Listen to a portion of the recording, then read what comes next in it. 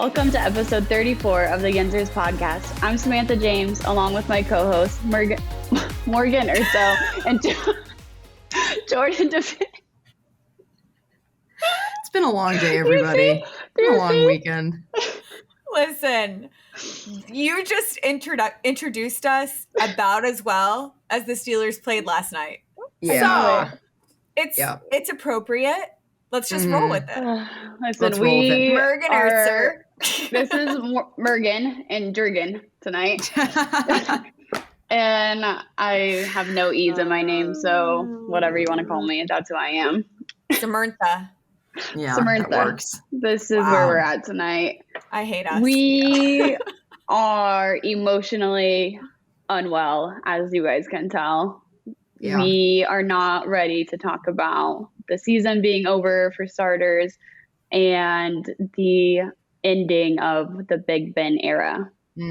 So I don't know how Around the 412 shot their episode last night. Like Zach and Tyler, props to y'all, because I don't know how you stomached through sitting through that game and then having to relive it immediately following. Yeah. I mean, you don't even have a chance to develop PTSD at that point. It's just like repeat trauma. Mm-hmm. Yeah. Oh my God. Thoughts and prayers. Yeah.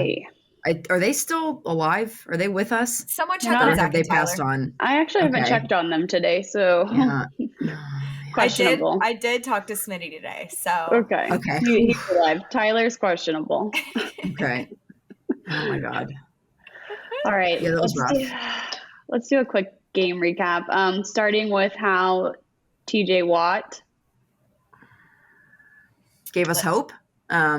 Gave us so much hope. So much hope. It was unfair. Listen, it was so wrong. The audacity of that team to come out like they did. Not the offense, like fuck the offense, but like the defense coming out the way that they did, so dominant in that first quarter. I mean, who had TJ Watt scoring the first touchdown of the game? Who had that? Of his career. Well, technically, Morgan, you said last week the defense would have to score for us to win. So not exactly wrong, but they needed to score more for us to win. But it's the perfect example of what we mean by saying like the audacity, because that was one thing that absolutely needed to happen to walk away with the W last night in Kansas City. And it was the first thing that happened. And the defense looked so dominant against this, oppressive Chiefs offense. I was like, wait a minute, hold on, wait a minute, something ain't right. Like, let's sit around and like process this right now, because I was sitting there with the falsest of hope. I think we all were. Because Jordan and I were talking about this like 10 minutes ago. What the Steelers do is they make it so that you go in with zero expectations, always zero expectations. If the expectation, though, is you expect to lose, I feel like 9 times out of 10, you walk away with the win and you're like, how did that just happen? That is the Steeler MO.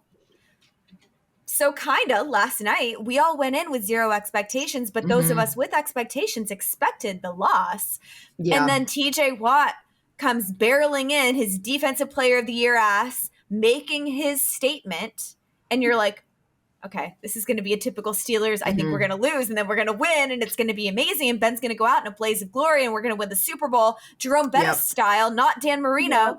And then the rest of the game happened. Yeah. Yeah, and it just was unbelievable. Like and with the offense playing as poorly as they did, it was just a matter of time before the defense started getting gashed, and Patrick Mahomes just dissected them and took advantage of their weaknesses. Like Clyde Edwards-Helaire was out, but Jerick McKinnon was just like, I'll do whatever I want. I am going to look like I am Pro Bowl, all-pro level running back. And it's like, who are you? Why does this keep happening? Oh, that's right. Our offense sucks. And then our defense gets gassed. And then this is the result, because the TJ Watt touchdown really was kind of the only highlight of the game. Quite literally. Who do you guys blame for how bad the offense was? I know that it's not, in my opinion, one particular area. We can point fingers a lot of places. Morgan, you want to go first? Sure. I think at the end of the day, receivers didn't make plays. The offensive line screwed us phenomenally, as did Ben in some areas. And we can chalk a lot of those miscommunications, the misreads on route running, and the, quite honestly, what looked like not hearing audibles. Yeah. Or when Ben would call an audible at the line, I don't think the receivers heard it. We can chalk that up to Arrowhead. We can chalk that up to the atmosphere at Arrowhead, which any player will tell you it's arguably the toughest place to play outside of Seattle. So there were a lot of miscommunications like that. And I attribute a lot of that to the noise of the crowd. I do. I genuinely do. Yes, there were receiver drops. That happens, though, and it has been happening. I think at the end of the day, the one consistent thing that has been immeasurably despicable this year. Trash. Horrendous, heinous, disgusting, like inexcusably terrible is the play calling. Yep. And that comes down to Matt Canada. That falls solely at the feet of Matt Canada. And you can tell me that Matt couldn't open up his allegedly amazing playbook because of Ben, but I don't buy it, because every single time we go no huddle and Ben is calling the plays, maybe not every single time, 9 times out of 10, a majority of the time when Ben is calling the plays, that's when stuff happens. That's when shit gets done on that offense. We can blame the line. Yes, they are at fault. We can blame Ben. Yes, sometimes he is at fault. The receivers, absolutely, sometimes they're at fault. Najee wasn't finding the same holes and fighting for the same yardage that he normally does. It was an all-around offensive failure. It was a failure on every level. But when a company fails, you look at the guy in charge. Who is in charge of that offense? It is Matthew Canada. And if he is not fired, it is Mike Tomlin and the Rooney family and what's left of Kevin Colbert's job. It is an absolute, what is the word I'm looking for? Indictment on their ability to turn this team around and to do their job, quite frankly, because if their job is to win, we know why the offense was so stagnant, anemic. All of these words don't even do it justice, because that was just a pathetic showing all the way around. Matt Canada 100% is to blame. Well, and it makes it hard to trust the organization, because like Jordan said last week, it's like when you see the TJ Watt play, it gives you that little glimmer of hope, and you're like, these players really want it. They're showing you that they want it. It gives you this false sense of reality that all of them want it this bad. And then you put these inept coaches in place, and then you're telling us as the fans at the beginning of the season, oh, we're all in, this is our season. And it's like, right, again, where?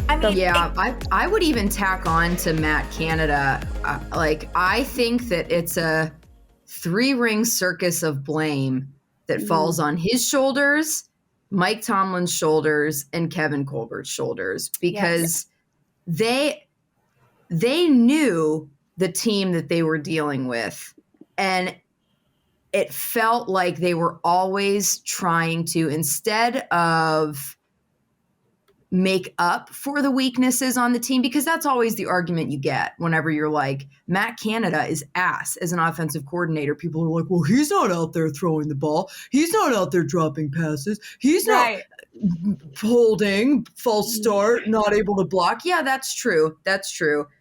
But at a certain point, you just have to look at the big picture and take everything into account, because people's argument was, well, this team shouldn't even be in the playoffs. Just be grateful they're there. Okay, why is that something that we're good with? Like, well, we weren't even supposed to be in the playoffs. Right.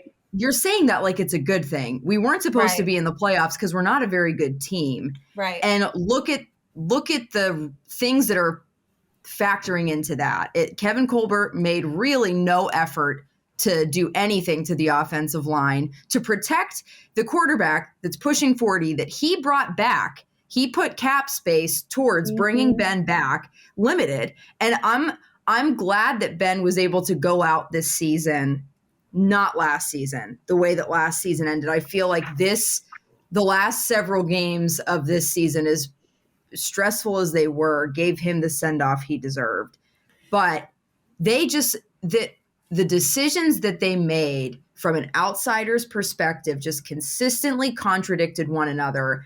And instead of addressing issues, like Ben running the plays, he knows what his weaknesses are. He knows what he can do and what he can't do. Right. And it seemed like Matt Canada and Mike Tomlin at every turn were like, what do you mean? You can do it. Just keep trying to do the jet sweep. Just keep trying to do the dinky screen pass on third and long. Like the Wildcat with Randy Feitner. It's like, it just, you get PTSD now from these plays, and you're like, I never want to see those again. I never want to see them again, ever on my screen. And again, you're building this offense. It should have been built around your 40-year-old quarterback, not the other way around, because again, he knows what he's capable of. We know what he's capable of. Yep. Bad stuff. It is just an organizational failure from the top down. It really, really is. And yes, absolutely, blame can go around. Right. Yes, I am not saying it is only Matt Canada's fault. Right. It's not. It's not. Every single person on that offense, Ben included, Deontay included, failed at one point or another this season, and enough to matter. Right. But at the end of the day, the guy who is calling the plays, he's the one we hold responsible. And when the offense is not clicking, or the plays seem asinine, they make zero sense. Talk to me about a jet sweep on 3rd and 1. Oh my God. Not once, not twice, several times this season. Never worked. When we have a guy who is making routine play calls like that and routinely failing, you can say we're doing the routine things routinely, Mike. If routine means failing, that's what they're doing. What's the definition of insanity again?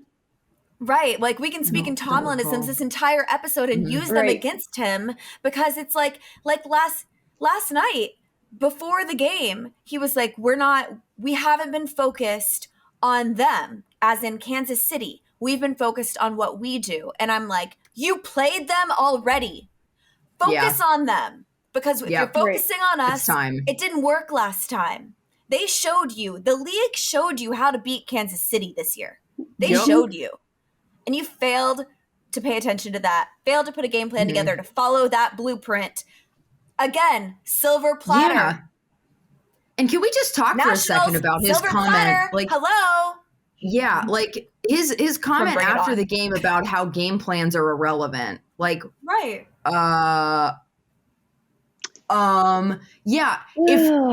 execution is the one and only issue that you have in the game, then maybe you can get away with saying, well, game plans are irrelevant if you can't execute. But to go out there and say, well, game plans are irrelevant, and that's kind of like a full stop thing for him, like, isn't that, I don't know, 90% of your job to game plan for your opponent? What are you doing? And again, we've been saying this all season long. None of us are calling for Art Rooney to fire Tomlin.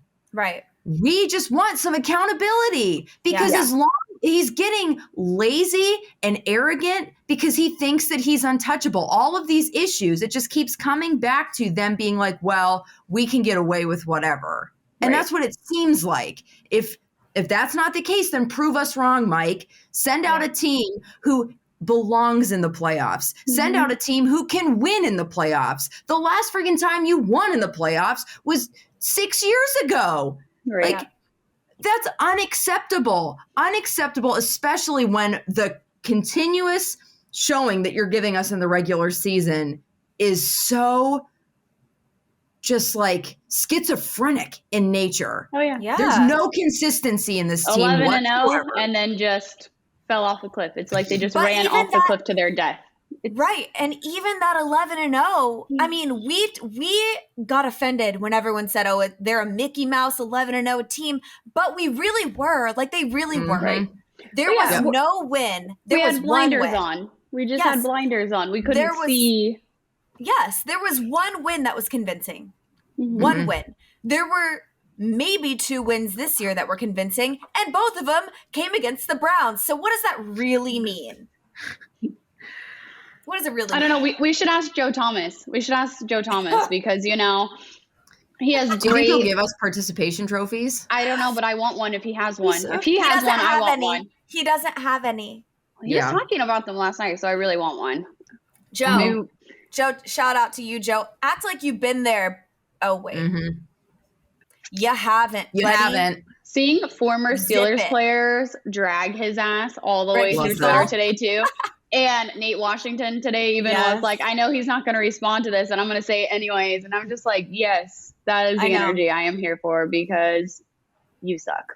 I love that. If you're going to be a troll, then just brace for the responses. Own the fact that you're being a troll. Don't worst try fan to base, worst players. And I mean, he really had the audacity today to drag Mason Rudolph into it. And listen, you know, I'm not the biggest Mason Rudolph fan. I really hope he's not our quarterback next year. But Joe was like, good luck winning 5 games with Mason Rudolph as your quarterback. I'm like, Seneca Wallace. Joe played with like 19 different quarterbacks in a 10-year career. And 19 is probably low, to be quite honest with you. And the best of them was Derek Anderson? Yeah. Who's that? Dude. The most consistent. Yeah. Oh, my God. What a mess. At least we're not Cleveland, I guess. All right. Also, pay Baker. Cleveland, pay Baker. Please pay Baker. He is your savior. Yes. I ride with 6. Yeah, definitely. Pay Baker. Pay Baker. Let's talk about what Ben Roethlisberger has meant to this organization. Start with you, Jordan. Oh, man. He's just so special. And so here's the thing. People get very hypercritical and judgmental with Ben. And I'm not going to speak to his past and his personal life. I have no idea what actually happened. What I know now, none of us know. I know he was an idiot and he was probably an asshole. And the really cool thing about a quarterback being with a team for as long as and it's even weird to potentially speak about him in past tense being with the Steelers, but for as long as he was with the Steelers, we not only grew up with him as our quarterback, but we watched him grow up too. Right. And to see him grow into a man with all of his flaws and potential desire to have attention, he just became such a rock solid leader of this organization. And whenever you become the youngest quarterback in the NFL history to win a Super Bowl, obviously it's going to do some stuff. And you never know what kind of leader that type of player is going to become. Right. And he just grew into such a teammate, such a consummate teammate. And like, he, not only that, but he was just so fun to watch. Like in his prime, oh my goodness, his mobility for his size was so unique. And like Josh Allen has some shades of that, but he's not nearly as big as Ben. Right. And like, I just feel like with him at quarterback, we're never really going to see that type of thing again, at least with the Steelers. And going from Terry Bradshaw having decades of quarterbacks kind of coming in and out, and then just sort of not stumbling upon Ben because we took him in the first round, but because Phillip Rivers and Eli Manning were both in that draft class, he was just like an afterthought. And there was so much controversy. I remember watching it with the Eli Manning like saying, I'm not going to play for the Chargers. There was just so much shrouding that draft that Ben was just, he kind of flew in under the radar, but that was his whole career. He was constantly just playing and playing well. And it didn't really matter what people were saying or weren't saying about him. He showed up and did his job and did it damn well. And that kind of consistency, like we rag on the Browns, but seriously, like looking at other organizations and even Tom Brady, he's not in New England anymore. He left. He went somewhere else because of money, because he, for whatever reason, the fact that Ben played out his career in Pittsburgh is also really special, because there is something about Pittsburgh that just really appreciates that. And that's just going to go down in lore forever. And I do, it's the right thing. He needs to retire. It's best for him. It's best for the team, but oh my God, he's going to be so missed, so missed.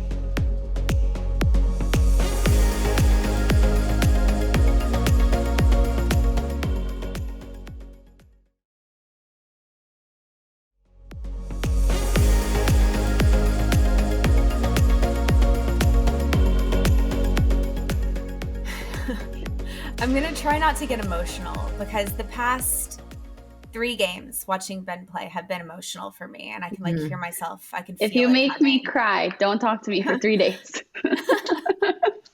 I'm really sorry. I hope I'm not going to. Like, you can see it in my eyes. Like they're know. I'm emotional in general. Like, I'm an emotional human. I cry like at nothing. So, you know, take everything I say right now with a grain of salt. But Ben is the reason I love football. Like, he is the reason that I'm here. He's the reason I'm doing this with y'all. Like, he taught me this game. I hate that I'm getting emotional. But you know, I've seen him play in person so many times. I've seen him in Super Bowls. I've met Ben. I met Ben in Scottsdale in 2009, right after we won the Super Bowl. Right after we won the Super Bowl. And I had been in Tampa for that game. And you can say what you want about Ben that year. He was super nice to me, super respectful to me. And, you know, this was right among the whole time where all of those allegations came out. So like Jordan said, none of us were there, so I'm not going to speak on that. But what I can speak on is my personal experience with him, which was extremely positive. He had people all around him and was nothing but nice to all of them.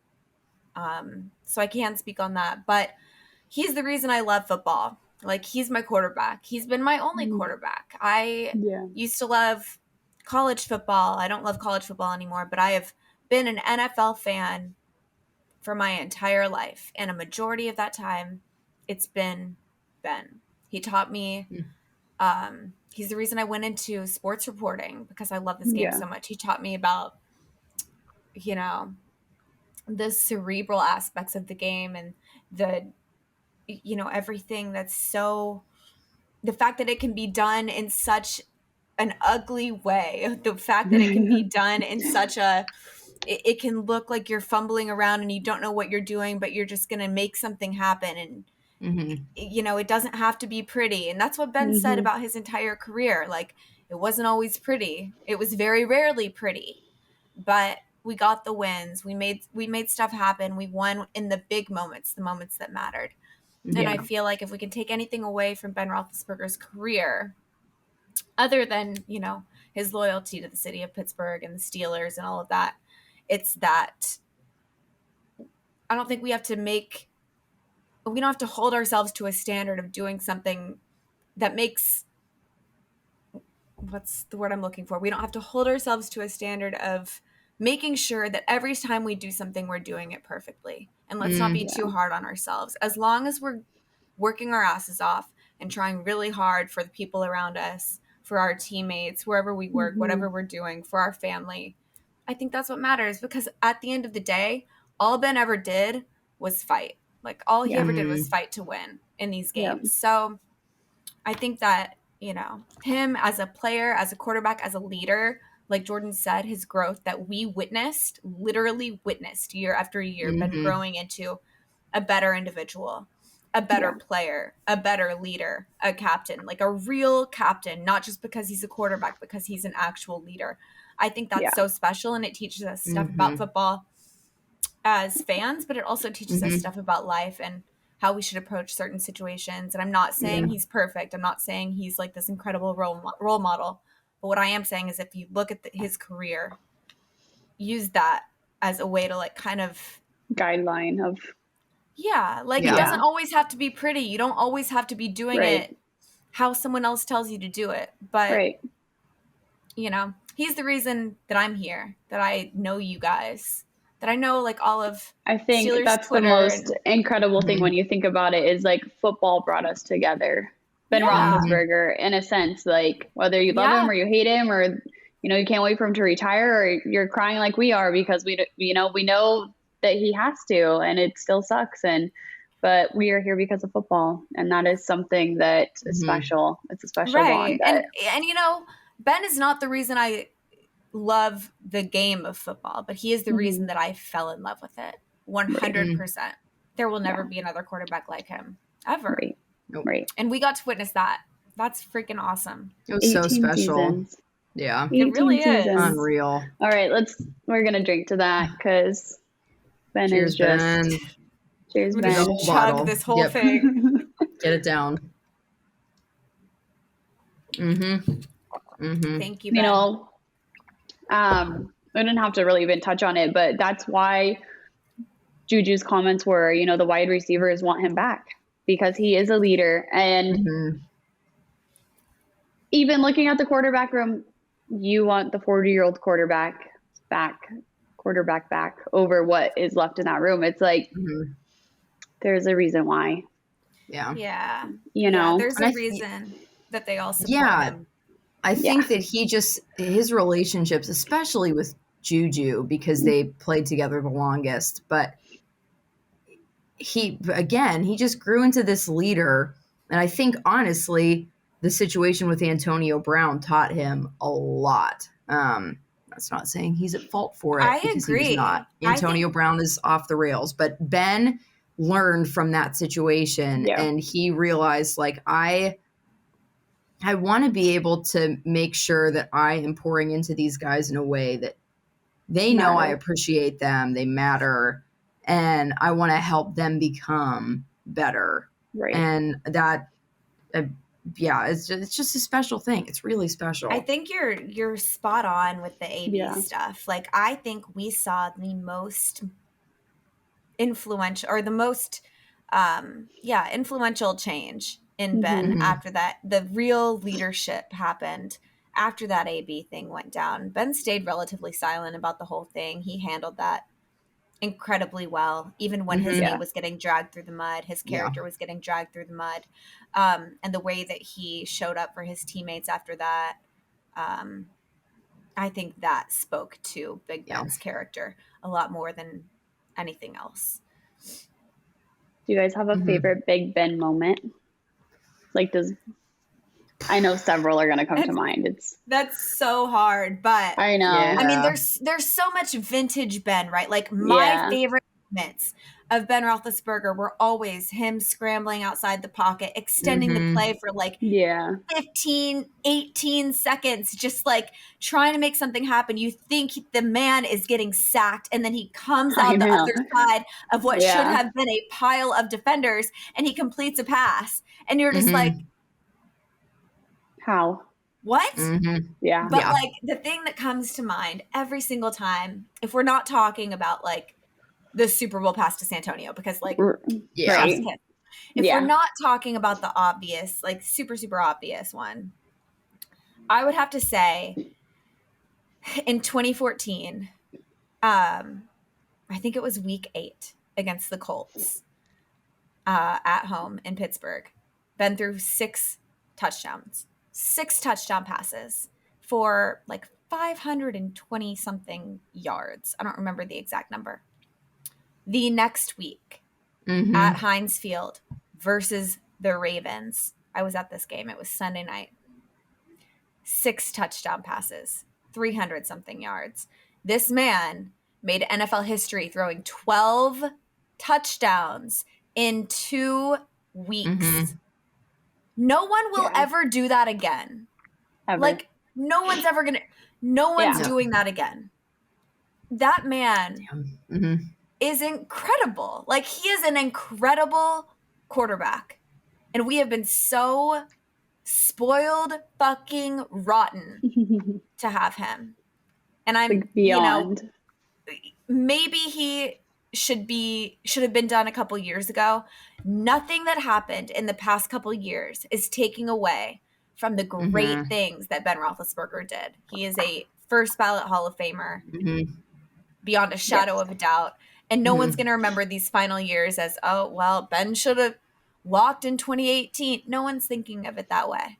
That's not what he's going to be remembered for. He's going to be remembered for 12 touchdowns in 2 weeks. Yeah. Tom Brady hasn't done that. Tom Brady, the GOAT, has not done that. Yeah. I was actually going to say that too, because it was just so remarkable. But I do think that, and I know that this is kind of the moment that all of the analysts and commentators have been bringing up, but it just, again, speaks to his grit and his awareness of the game and his ability to stick with plays until the very end, even if it wasn't his fucking job. The shoestring tackle in the Indianapolis Colts divisional game in 2005, 2006. Like that, they all but won the game. They were down at the goal line.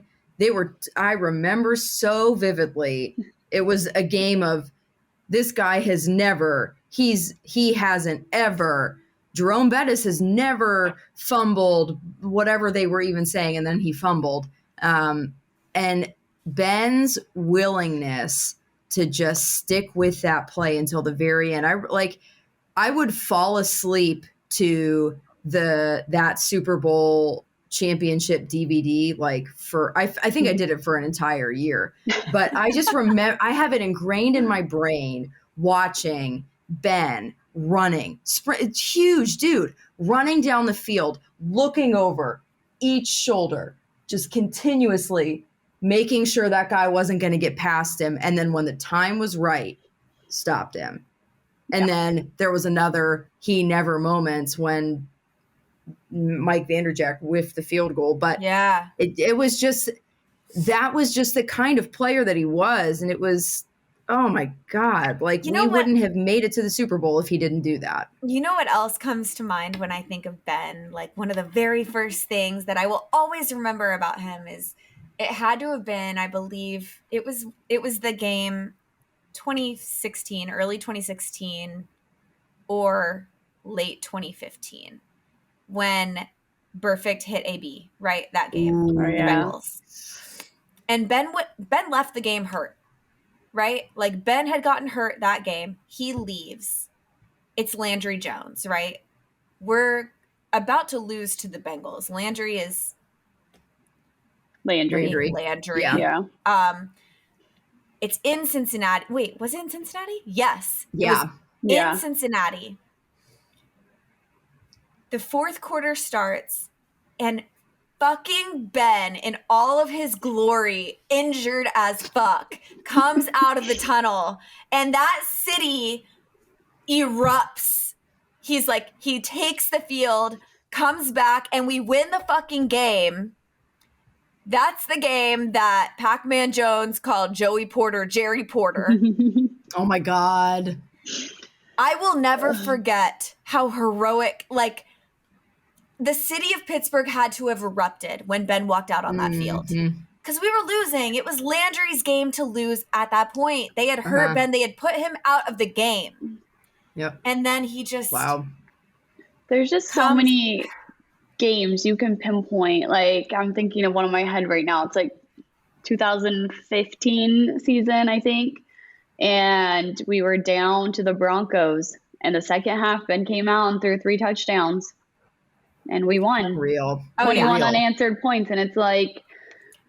I remember watching that game. I was in Pittsburgh at my ex-boyfriend's house. This is when... I'll tell you guys a story. The day I knew that I could not be with my ex-boyfriend anymore, I'm sure I told you guys this, but for those of you who haven't heard this story, we're going to talk about it again. The day I knew that it was not going to work out with this ex-boyfriend, he lived in Pittsburgh. He actually is a former Steelers player. I'll let you guys just guess who. Oh, I can't wait for this tomorrow. He wasn't playing at the time. So I'm sitting on his couch watching that game, Sam. That incredible game. Oh, my God. And he comes home from working all day at the place where he was working at the time. And the Steelers, like, had just won. And I was hype as fuck. Like, I wanted to go out and party. I was like, what do you want for dinner? I'll make you a 5-course meal. Like, let's do this. I'm sitting there watching the final parts of the game, right? Like the interviews. He walks into this house and this man says, I hope you know we're not going to be one of those families that watches the Steelers every Sunday. Oh, boy. Like a ton of bricks, I'm like, the past 2 years of my life have been an entire waste. Get out. I know this is your house, but get out. Like, You don't live here anymore. This is my house now. I'm the captain now.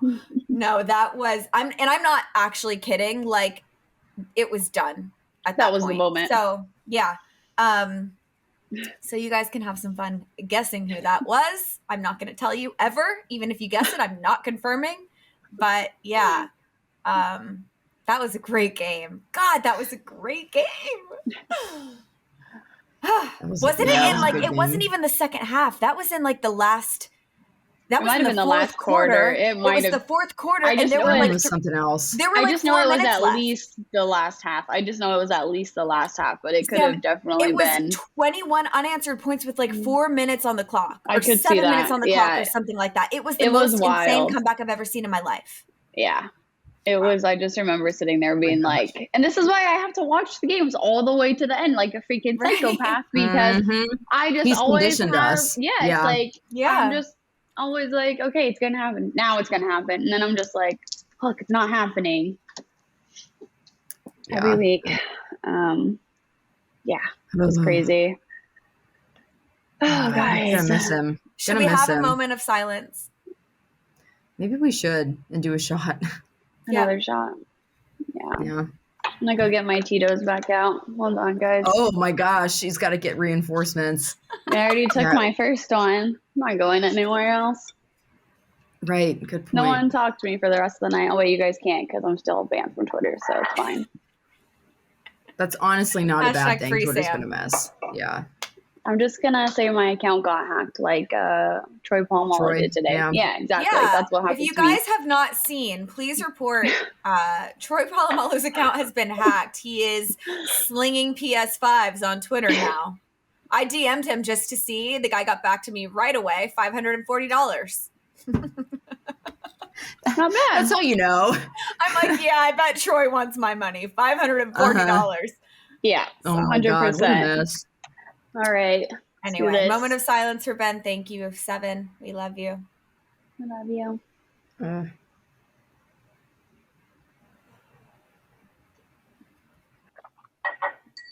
Everyone at home, I hope you took one with us. Yeah, shots kill COVID, right? Yep. We're just going to go with that. Yeah, an just epic drink. Career. Yep. It was so good. All right, guys. It was something else. We're never going to be able to put it into words as much as we even tried tonight. I'm grateful that all three of us were at Ben's last home game to witness that. It's something we're going to cherish forever. Ben's legacy is something we're going to cherish forever. So facts. Ben Voyage. Ben Voyage. Right. All right, let's wrap this thing up, guys. It's been real as always. Thank you, Steeler Nation, for hanging out with us tonight. Oh, be sure, if you're not already, to follow us on Twitter at Yinzhers with an H, and on Instagram at Yinzhers Official. And don't forget to subscribe, whether it's on YouTube or wherever you listen to podcasts, so we can kick it with you every single week. We will see you next Tuesday for our first off-season edition of Yinzhers.